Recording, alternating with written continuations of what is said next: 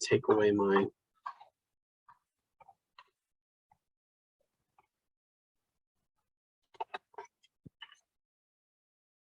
So next up on the agenda, it's like, hi, it's Jerry again. Thankfully for this presentation, I will be joined by Marisa Bourgoin, and we are going to bring the update for the newest SNACSchool module, using SNAC for reference and research. I talked about this a bit yesterday during my report out for, I'm sorry, hold on just a second. On my report out for the SNACSchool team. In the truest sense of collaboration and cooperative efforts, I can't think of a better example, although we do have some great examples of our collaboration and cooperation, than the work that came out of the efforts teaming up with the SNACSchool team and the Reference and Research Working Group. Under the obligations of the most current Mellon grant, we were presented with the responsibility, the task of creating a training format for getting people who were not so much the editors of SNAC data, those who create and edit the existing CPF records in SNAC, but a training module that would address the wide range of research needs that exist, and presenting SNAC in a way that is helpful to archives, library, and museum professionals who do any type of research, and of course then all of those who sit in our reading rooms and do the unbelievable task of reference on such a wide variety of materials in their collections, but also, as you imagine, trying to do that kind of reference when you know that there might be related materials in other repositories, and then, well, what's the best way or an easy way to do that? And so we are faced with bringing the answer to that. And one of the answers we can present, and I think we do it in a rather convincing way, is that, hey, SNAC can really help out at your reference desk, or if you're doing any kind of in-depth research. So this is what we put together. Getting started on this, I would like to thank those who were involved in it by doing a bit of a timeline to show us the progression of all this. As Marisa mentioned yesterday in her reference and research working group report out, the new working group formed in January of 2021. And then in September of last year, more concentrated collaboration between Daniel Pitty, Marisa Bourgoin, Jeff Hill at the University of Virginia Library, and myself sat down on, I think it was about a bi-weekly basis at that point, and started to chart out the way that this new module would be presented. We were able, of course, to make a lot of pulls from the way that we do SNACSchool for create and edit, but because of the nature of what we were presenting, we knew that it was going to have to be something quite different from the create and edit version of SNACSchool.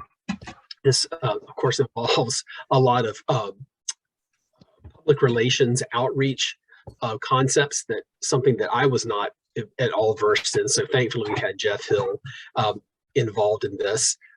I could not have done it without Marisa's help. Marisa was the head of reference at the Archives of American Art, of course, brought an amazing skill set and talents to this process, and the job just could not have been done without them. Of course, Daniel giving us his expert guidance throughout the entire process. Once we had a draft prepared, we piloted this new SNACSchool module on December 9th of 2021. And then, based on a great deal of very valuable feedback, we did revisions to the module during the months of January and February of this year. We felt like we were ready to roll again in March of 2022, so we did the official debut, one that was considered to be the purest type of training possible, without the stops and starts that we had experienced and expected during that December 2021 rollout, when we paced ourselves through that and intentionally paced through, expecting there to be breaks and comments and questions as we move through it. But the March version was one that we wanted to do from start to finish, delivering it as written. Of course, the feedback from the March 2022 event brought more revisions. And now we have what we feel is a more solid module that we present on a regular or bi-monthly basis.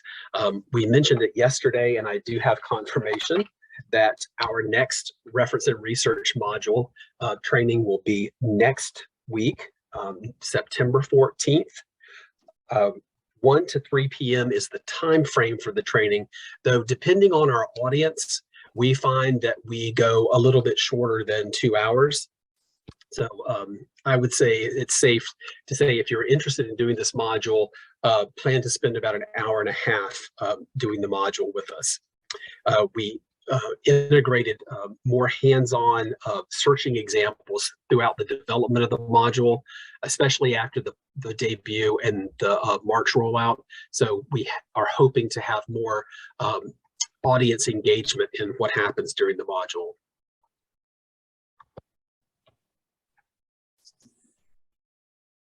The instructors for the module so far, besides me, have been Sarah Schleep, Folger Shakespeare Library, and of course, Marisa Bourgoin at the Archives of American Art. I will give out another special thanks to Jeff Hill, the University of Virginia Library, who helped us with the graphics for this module. The one you see here, I would guess we'll call this somewhat the SNAC family tree for the Bronte family. Jeff prepared this graphic for the module. We also took an approach you see here in this example slide of presenting the objectives for the module at the very beginning.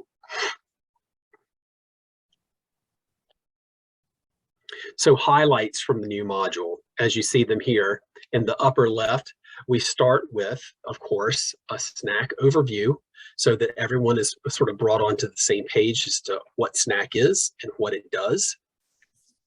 The slide, pardon me, the image to the right of that on the top is one that we wanted to put in there in the module, speaking more to folks who don't do the traditional archives and library reference and research. We wanted to make it clear that SNAC can be used for a number of research tasks.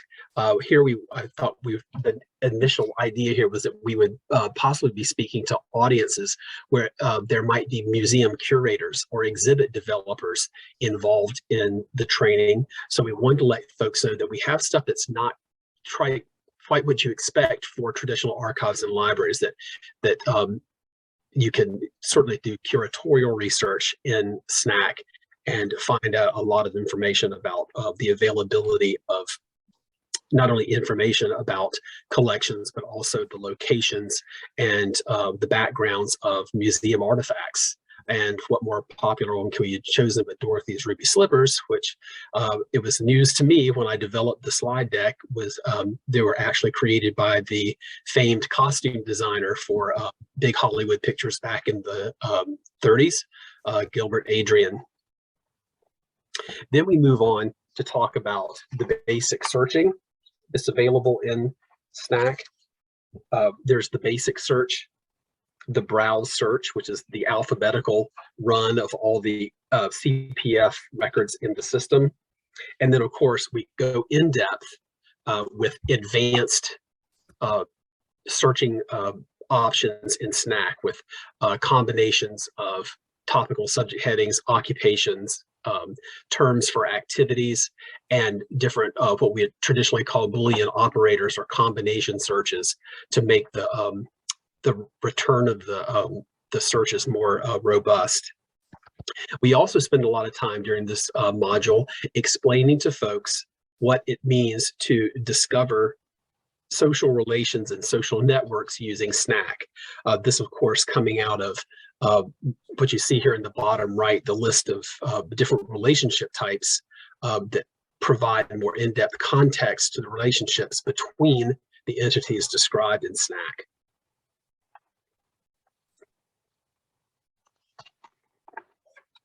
Marisa?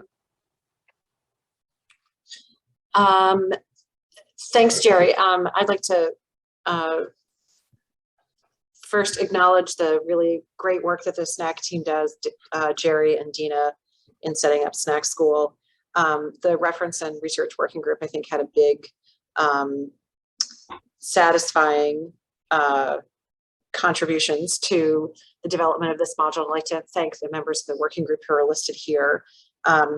Jerry had done really a lot of good prep work and in preparing an initial sort of draft of slides for review by the working group. And we had several really good meetings where Jerry went through the slides and our working group had an opportunity to provide some feedback based on our experiences doing reference work for a variety of audiences and researchers. And it was really very gratifying to see those comments and suggestions incorporated into the subsequent drafts of the module. And it's also been great that one of our members, Sarah, has been an instructor for SNACSchool. And I think it's a great example of the way that sort of the permanent SNAC guys can work closely with the volunteer working groups and moving projects and ideas forward. So thank you to all of the folks that are listed. And again, I'll give a pitch. If you're interested in participating in our working group, please reach out. We'd love to add some more folks to our roster.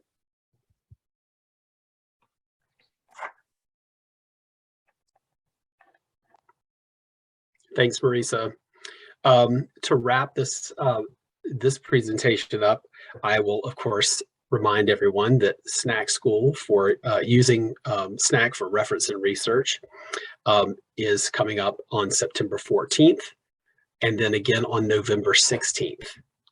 There's a click here to that instructional slide deck. These slides, of course, like all the other presentations from yesterday and today, will be available on the SNAC portal under the annual meeting for this year. So you'll be able to have access to that if you'd like to take a look at the slides before you join the training. But again, as a reminder, if you're interested in taking this training or being involved in this experience next week, please contact Dina Herbert for registration information, and she will be sharing that conferencing information in the next few days.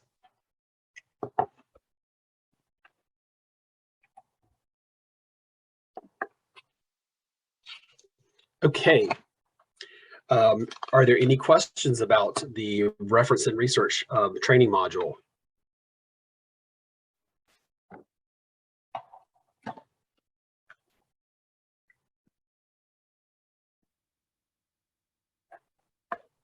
We have one.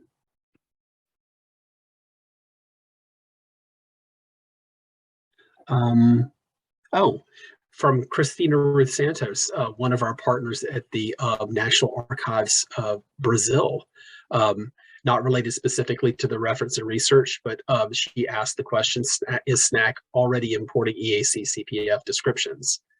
And Alex, if you're there, I think you made comments about what was being imported in the context of EAD3 yesterday, but we're still open for EAC CPF, yes?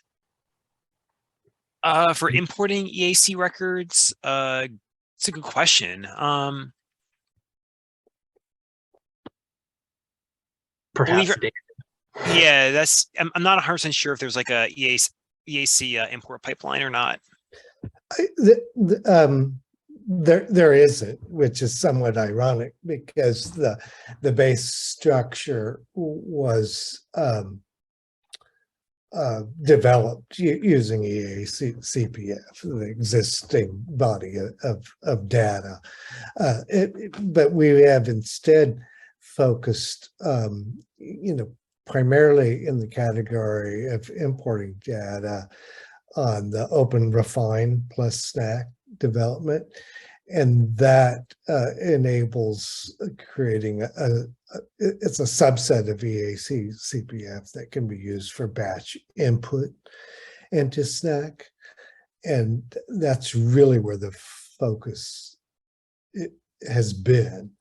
And then that is also combined with an extraction service.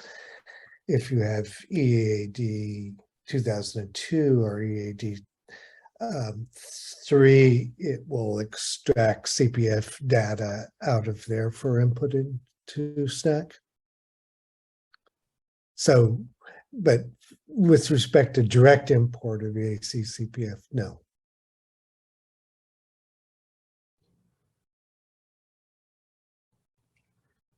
Thanks, Daniel. Yes.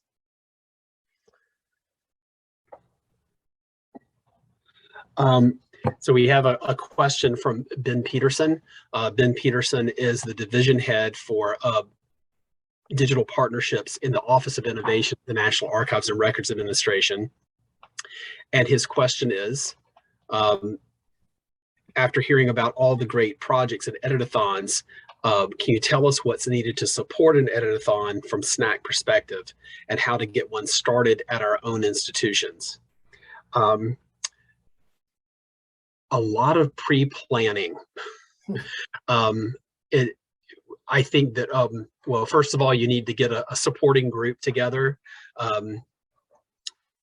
First step, the supporting group. What's your topic?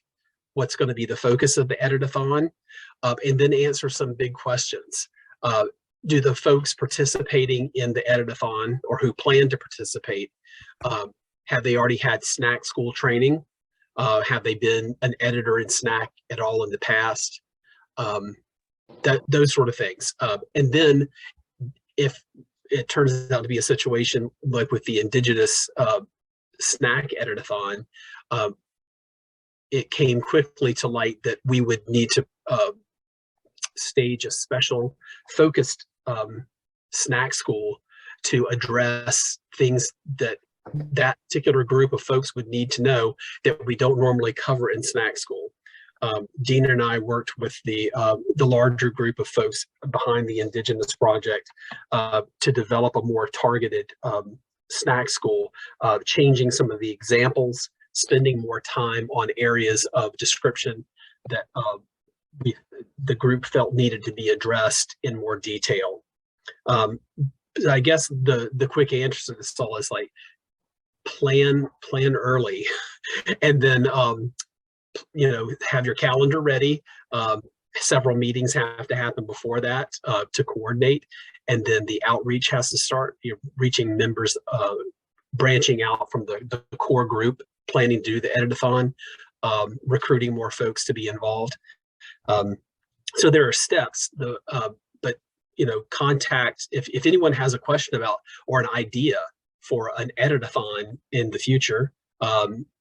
We'll have the benefit of learning from the ones that have happened so far, the Indigenous one from last year, and then the one that's coming up next week at Harvard. We'll be able to learn from what those folks experienced and learn from it and build from it. So anyone who has an idea for an editathon, you can contact me directly and we can start the process.